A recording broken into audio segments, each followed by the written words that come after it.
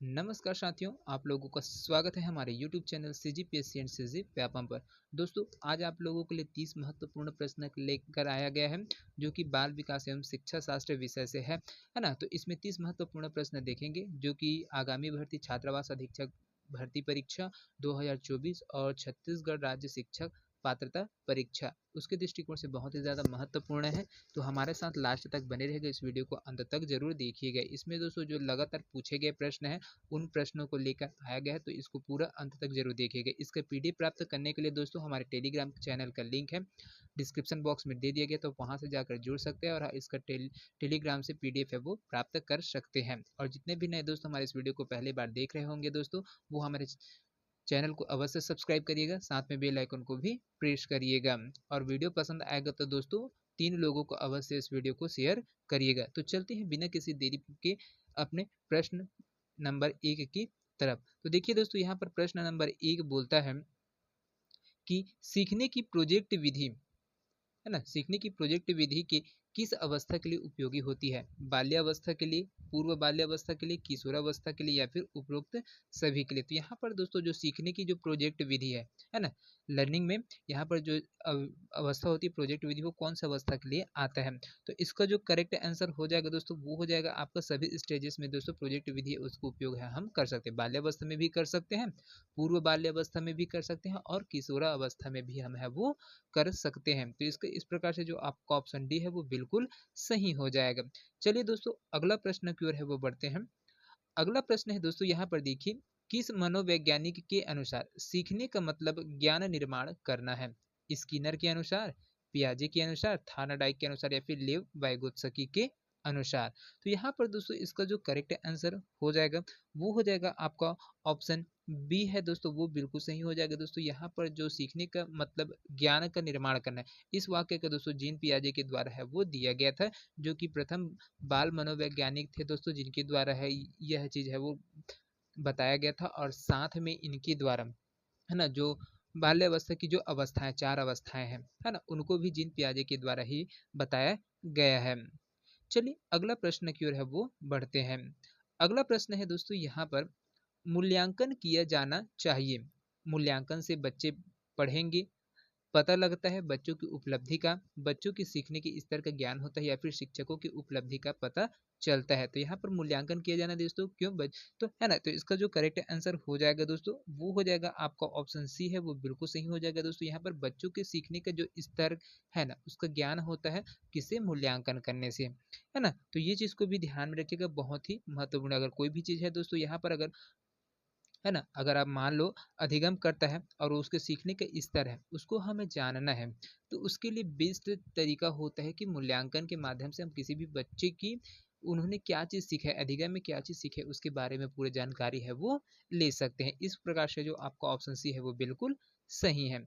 चलिए अगला प्रश्न की ओर है वो बढ़ते हैं। अगला प्रश्न है दोस्तों बहुत ही ज़्यादा महत्वपूर्ण है। इसको 2019-2022 में जो सीजी टेट का एग्जाम हुआ था उसमें पूछा गया प्रश्न है, और साथ में 2012 में भी इस प्रश्न को है वो लिया गया है। तो इसको छोड़िएगा नहीं, बिल्कुल इसको रट्टा मार लीजिएगा, ये बहुत ही इंपॉर्टेंट क्वेश्चन है। तो एक बच्चे की मानसिक आयु 12 वर्ष है एवं वास्तविक आयु 10 वर्ष है, तो उसकी बुद्धि लब्धि क्या होगी? 110, 100, 120, या फिर 83? तो यहाँ पर दोस्तों बुद्धि लब्धि की बात किया गया है, तो अगर कोई भी बच्चा है, उनका क्या है, जो मानसिक आयु है वो 12 वर्ष का है, लेकिन जो उनको एक्चुअल में जो वास्तविक आयु है वो कितने हैं? 10 वर्ष के। तो यहाँ पर उसकी जो बुद्धि लब्धि है उसको जानने के लिए बोला गया। तो कौन सा वाला ऑप्शन सही हो जाएगा दोस्तों? तो इसका जो करेक्ट आंसर है दोस्तों वो हो जाएगा आपका ऑप्शन सी है वो बिल्कुल सही हो जाएगा। 120 है वो बुद्धि IQ लेवल है वो 120 का रहेगा, है ना। तो ये चीज है। अब तो इसका अगर सूत्र है दोस्तों, यहाँ पर बुद्धि लब्धि निकालने का जो सूत्र है उसमें लिया जाता है ना, मानसिक आयु है, जो मानसिक आयु है वो कितने का है वो आ जाएगा, और बटा में आपका वास्तविक आयु है, गुणा में यहाँ पर 100 कर देंगे। तो यहाँ पर इस सूत्र के माध्यम से है दोस्तों इसके बुद्धि लब्धि क्या है पता है वो लगाया जा सकता है। तो यहाँ पर जैसे सॉल्व करेंगे तो 12 वर्ष के है दोस्तों यहाँ पर, तो यहाँ पर 12 वर्ष लिख देंगे और नीचे में आपका 10 वर्ष है, तो ये लिख देंगे, गुणा करेंगे यहाँ पर 100 से, है ना। तो यहाँ पर ये है 10 बार में कट जाएगा, है ना, और ये आपका 12 और 10 गुणा करेंगे तो 120 है वो टोटल आ जाता है। तो इस प्रकार से आप इसका जो IQ लेवल है बच्चों में वो निकाल सकते हैं। इसको पूछा गया है दोस्तों, बहुत बार पूछा गया, तो इसको रट्टा मार ही लीजिएगा। चलिए अगला प्रश्न की ओर है वो बढ़ते हैं। अगला प्रश्न है दोस्तों, यहाँ पर देखिए, परिपक्वता का संबंध किससे है? विकास से है, बुद्धि से है, सृजनात्मकता से है या फिर रुचि से है? तो यहाँ पर परिपक्वता का जो संबंध है दोस्तों वो किससे है? तो दोस्तों तो यहाँ पर जो इसका जो करेक्ट आंसर हो जाएगा दोस्तों वो हो जाएगा आपका विकास, डेवलपमेंट से संबंध है वो रखता है। कौन? परिपक्वता, है ना। मैच्योर होना मतलब विकास के अवस्था होता है, विकास का अवस्था होता है, इनका संबंध है विकास से ही है। चलिए अगला प्रश्न की ओर है वो बढ़ते हैं। अगला प्रश्न है दोस्तों यहाँ पर जो छठा नंबर का प्रश्न है, अधिगम का व्यवहारिक सिद्धांत निम्न में से क्या है? संबंध प्रतिक्रिया का सिद्धांत है, स्किनर का क्रिया प्रस्तुत अधिगम का सिद्धांत है, प्रबल सिद्धांत या फिर उपरोक्त सभी है? तो यहाँ पर इसका जो करेक्ट आंसर हो जाएगा दोस्तों वो हो जाएगा आपका ऑप्शन डी है दोस्तों, ये बिल्कुल सही हो जाएगा। यहाँ पर उपरोक्त सभी है वो आ जाएगा। अधिगम का जो व्यवहारिक सिद्धांत होता है दोस्तों मतलब लर्निंग, अधिगम मतलब क्या होता है? लर्निंग, सीखना होता है ना। सीखना है तो उसके लिए क्या कीजिए, संबंध प्रतिक्रिया का सिद्धांत है, ये तो बिल्कुल सीखाइए। स्किनर की जो क्रिया है ना, प्रसूत अधिगम का सिद्धांत, उसमें भी अधिगम का व्यवहारिक सिद्धांत में आता है।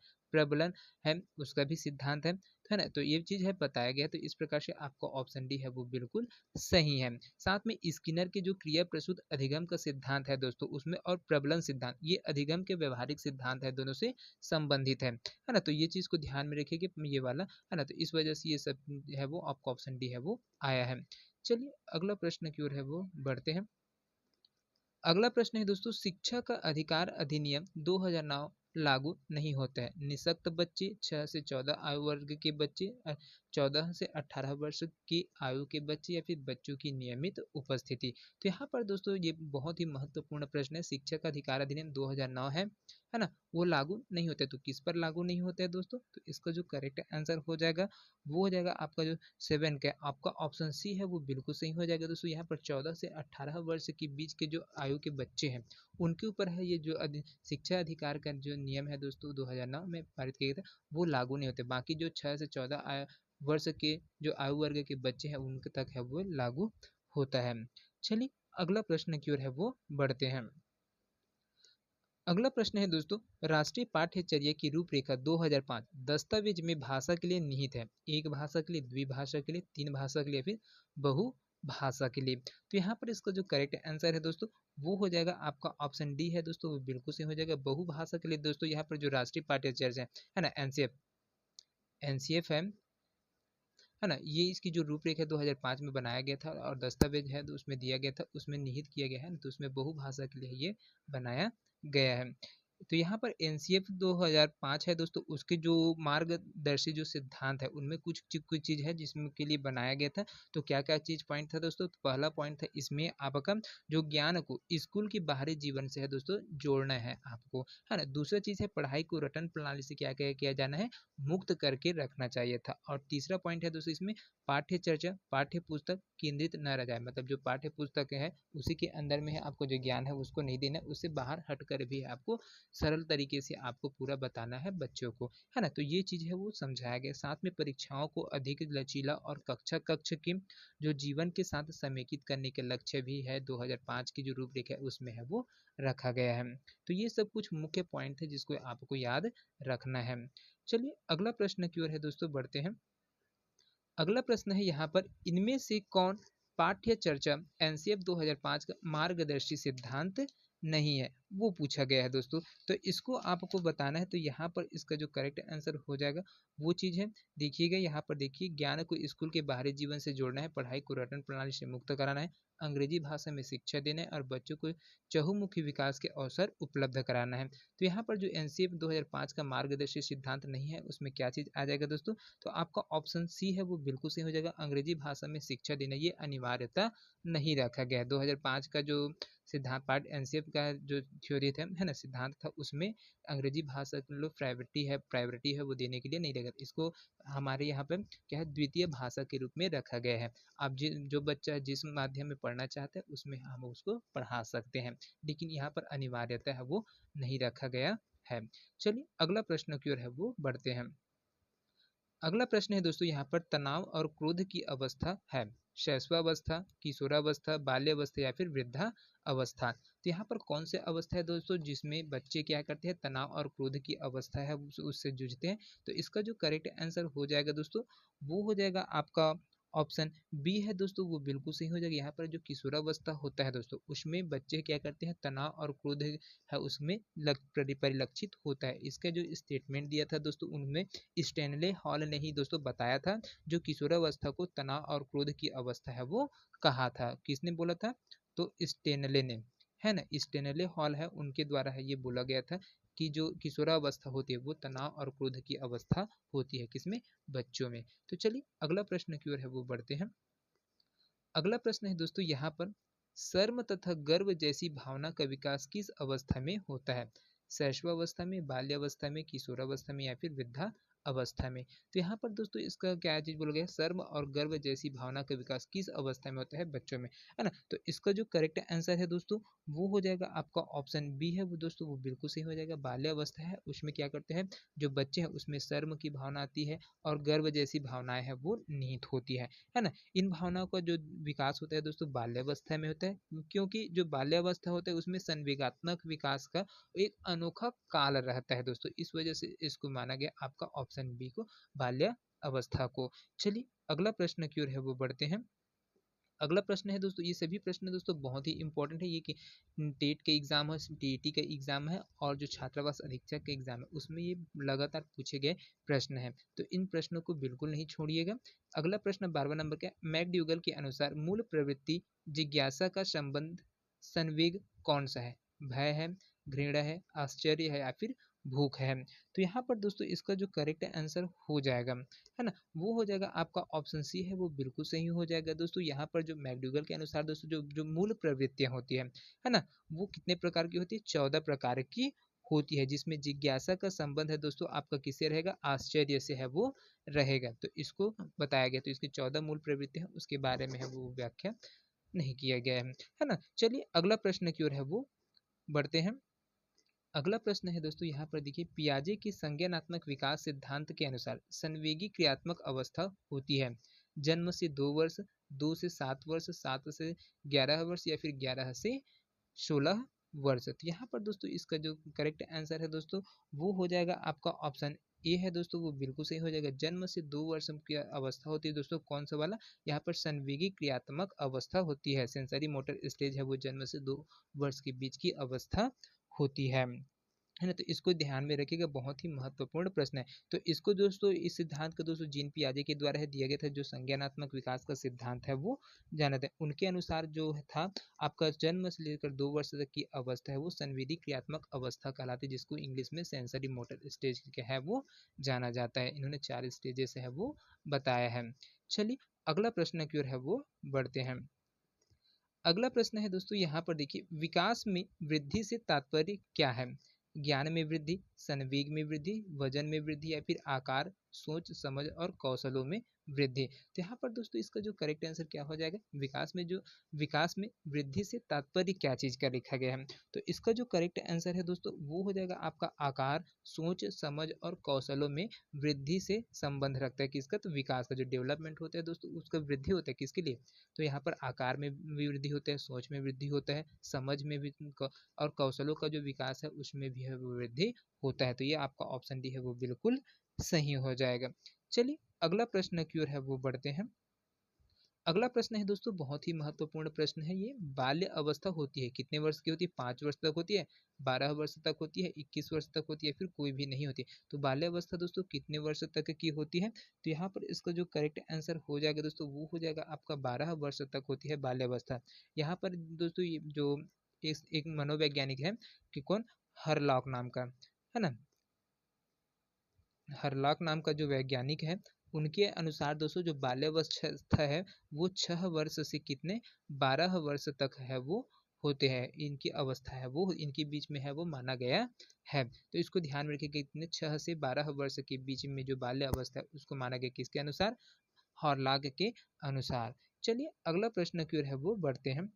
अगला प्रश्न है 16वां नंबर के, यहाँ पर देखिए, शरीर के आकार में वृद्धि होती है क्योंकि शारीरिक और गत्यात्मक विकास होता है, संवेगात्मक विकास होता है, संज्ञानात्मक विकास होता है या फिर नैतिक विकास होता है। तो यहाँ पर दोस्तों ये इसका जो करेक्ट आंसर है दोस्तों वो हो जाएगा आपका ऑप्शन ए है, वो बिल्कुल सही हो जाएगा दोस्तों। जो शरीर के आकार में वृद्धि होती है उसका कारण क्या है? क्योंकि जो शरीर है उसका शारीरिक और गत्यात्मक विकास है वो होता है।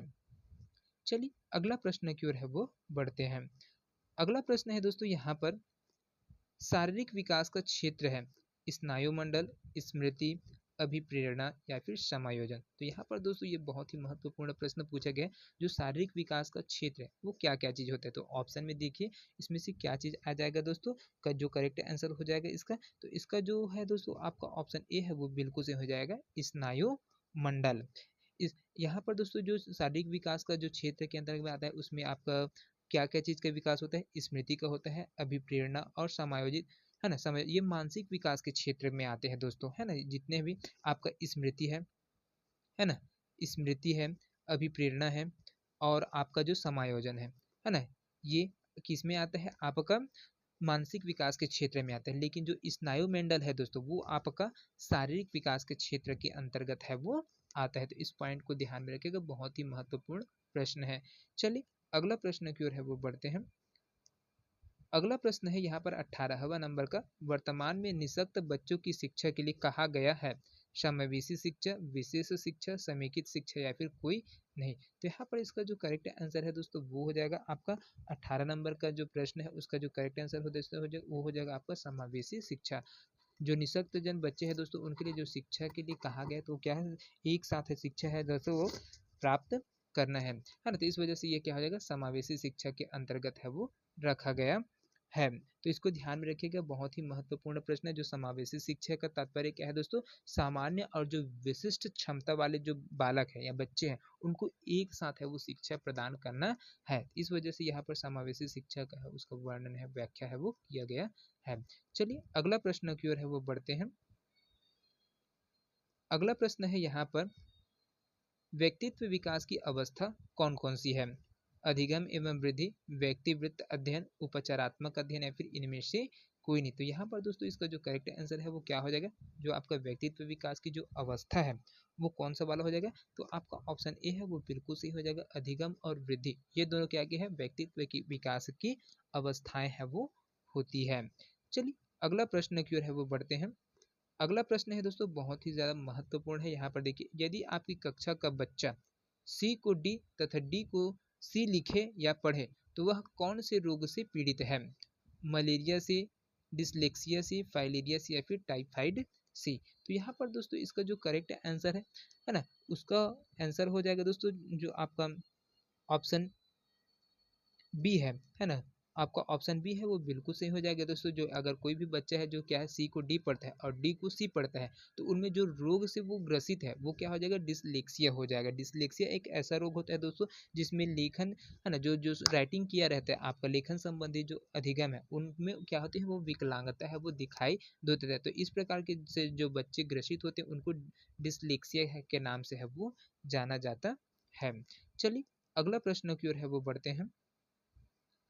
अगला प्रश्न है यहाँ पर, दूसरे वर्ष के अंत तक शिशु का शब्द भंडार कितना हो जाता है? 100 शब्द हो जाता है, 60 शब्द हो जाता है, 50 शब्द हो जाता है या फिर 10 शब्द हो रहता है? तो 2 वर्ष के बच्चे हैं दोस्तों, 2 वर्ष तक होने तक है ना, 2 वर्ष तक होने में जो बच्चे हैं उनके पास कितना शब्द भंडार है वो रहता है? तो इसका जो करेक्ट आंसर है दोस्तों वो हो जाएगा आपका ऑप्शन ए है वो बिल्कुल सही हो जाएगा।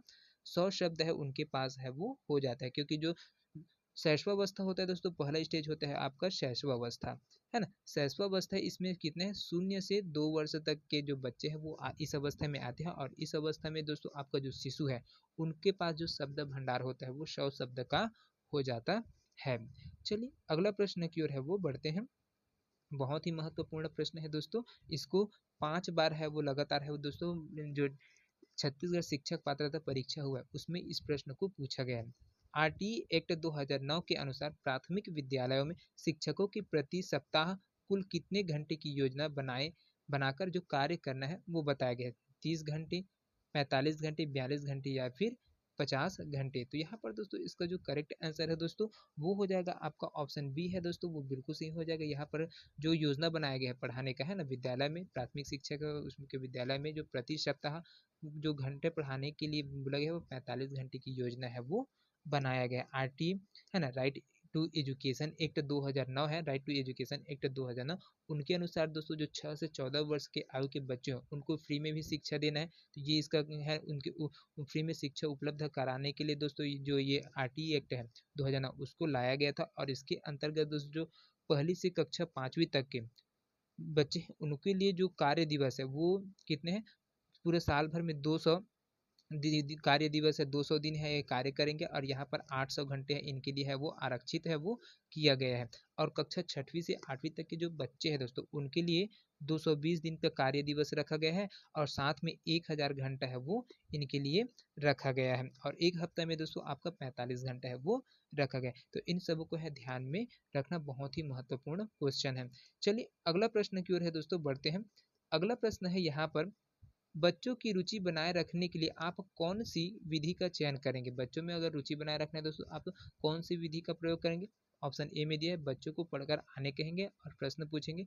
ऑप्शन बी में स्वयं गतिविधि करेंगे तथा बच्चों को बताएंगे। ऑप्शन सी में दिया है आप गतिविधि में बच्चों को शामिल करेंगे। या फिर ऑप्शन डी दिया है बच्चों को स्वयं गतिविधि करने के लिए बोलेंगे। तो यहाँ पर दोस्तों इसका जो करेक्ट आंसर है दोस्तों वो हो जाएगा आपका ऑप्शन डी है दोस्तों, वो बिल्कुल सही हो जाएगा। यहाँ पर बच्चों को स्वयं गतिविधि करने के लिए हम है वो बोलेंगे। बच्चों में अगर रुचि पैदा करना है और उसको रुचि को बनाए रखना है तो उसके लिए क्या करेंगे, स्वयं करने के लिए हम प्रेरित स्व गतिविधि है उसको करने के लिए बोलेंगे, ताकि वो ज़्यादा से ज़्यादा है वो सीख सके, है ना। और उसको कंठस्थ है वो एकाग्रचित है वो करके मतलब स्थिर ज्ञान में है उसको परिणित कर पाए। इस वजह से हम है बच्चों को क्या करें, स्वयं करने की जो गतिविधि है वो उसके लिए प्रेरित करेंगे। चलिए अगला प्रश्न की ओर है वो बढ़ते हैं। अगला प्रश्न है दोस्तों यहाँ पर, व्यक्तित्व स्थायी समायोजन है पर्यावरण के साथ, जीवन के साथ, प्रकृति के साथ या फिर उपरोक्त सभी। तो यहाँ पर दोस्तों क्या चीज बोला गया है, व्यक्तित्व का जो स्थायी समायोजन है वो क्या क्या चीज है, पर्यावरण के साथ है, जीवन के साथ है या फिर प्रकृति के साथ है। तो यहाँ पर इसका जो करेक्ट आंसर है दोस्तों तो ये हो जाएगा आपका ऑप्शन डी है वो बिल्कुल से हो जाएगा उपरोक्त सभी। यहाँ पर पर्यावरण के साथ भी रहना है, फ्रेंडली रहना, जीवन के साथ भी रहना और प्रकृति के साथ भी। तो ये क्या है, जो व्यक्तित्व के स्थायी समायोजन है वो ये सभी आते हैं। चलिए अगला प्रश्न की ओर है वो बढ़ते हैं।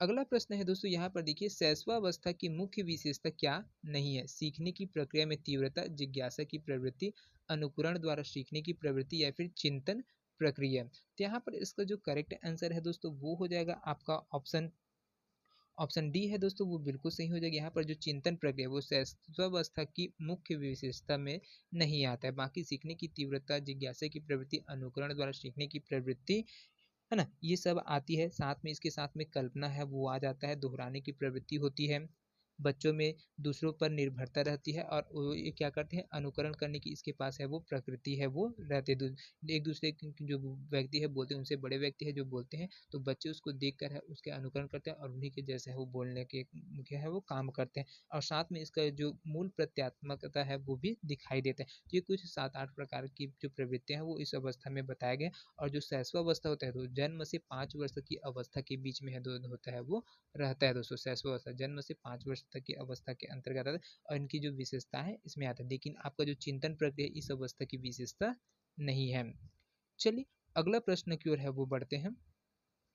अगला प्रश्न है यहाँ पर, सीखने के नियम के प्रतिपादक कौन है? फ्रॉयड है, स्किनर है, थार्नडाइक है या फिर एडलर है। तो यहाँ पर दोस्तों इसका जो करेक्ट आंसर है दोस्तों वो हो जाएगा, जो सीखने के नियम का प्रतिपादक है मतलब जनक है वो कौन है? तो इसका जो करेक्ट आंसर है दोस्तों वो हो जाएगा आपको ऑप्शन सी है, वो बिल्कुल से हो जाएगा थार्नडाइक, है ना। थार्नडाइक ने है दोस्तों इनके सीखने के नियम के प्रतिपादक के रूप में है वो जाना जाए। तो थार्नडाइक के अनुसार क्या है दोस्तों, जब उद्दीपक और प्रतिचार, सीखने वाला और क्रिया करने वाला के बीच दोनों में क्या होता है, संबंध उत्पन्न होने लगता है। तो दोनों में जो दोस्तों है जो अनुबंध है वो स्थापित हो जाता है और यही अनुबंध दोस्तों जो सीखना जिसको हम अधिगम है वो होना होता है वो बोलते हैं। इन्होंने जो सीखने की जो मुख्य अवस्था है दोस्तों उनको क्या कहता है, उनमें मुख्य नियम है वो बताया गया था, जिसमें से पहला था आपका तत्परता, है ना। पहला है तत्परता, दूसरा है इसमें प्रयोग करना है और जो तीसरा है आपका यहाँ पर है ना, जो प्रभाव है। तीसरा क्या है इसमें प्रभाव। तो ये 3 मुख्य नियम है वो बताया था, जिसमें आपका तत्परता, प्रयोग और प्रभाव है। और इनके द्वारा जो 5 गौण अवस्था है दोस्तों और बांटा गया था, है ना, तो उसको भी ध्यान में रखिएगा, बहुत ही महत्वपूर्ण प्रश्न है। चलिए अगला प्रश्न की ओर है वो बढ़ते हैं।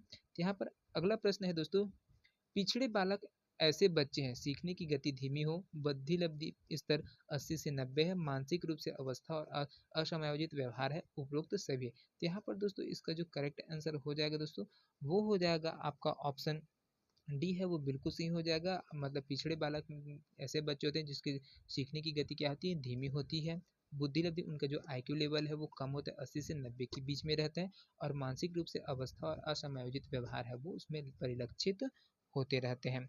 तो ये बहुत ही महत्वपूर्ण प्रश्न है दोस्तों, इसको ध्यान में रखिए कि साथ में जो इनके बर्ट नामक जो मनोवैज्ञानिक है उनके अनुसार है, पिछड़े बालक वे होते हैं जो अपने आयु स्तर की एक पैदा नीचे की कक्षा के कार्य करने में भी क्या होते हैं, असमर्थ है। मतलब कहने का तात्पर्य क्या है कि अगर कोई भी बच्चा अगर कक्षा 5 में है तो उनका जो लेवल है, उसको शिक्षा ग्रहण करने की जो क्षमता है वो कक्षा तीसरी या फिर चौथी की जो बच्चे हैं उनसे भी कम होते हैं। वहाँ के जो क्वेश्चन है उनको भी वो सॉल्व नहीं कर पाते हैं। तो इन्हीं के आधार पर उन पर क्या है, उनकी जो आईक्यू लेवल है वो कम होता है, उनकी जो लर्निंग प्रोसेस है वो बहुत ही धीमी मंद गति से होती है, और साथ में इसमें जो संवेगात्मक दृष्टि से इनका जो विकास है वो कम हुआ रहता है, और इसमें जो शिक्षा है दोस्तों उनका भी अभाव है वो रहता है।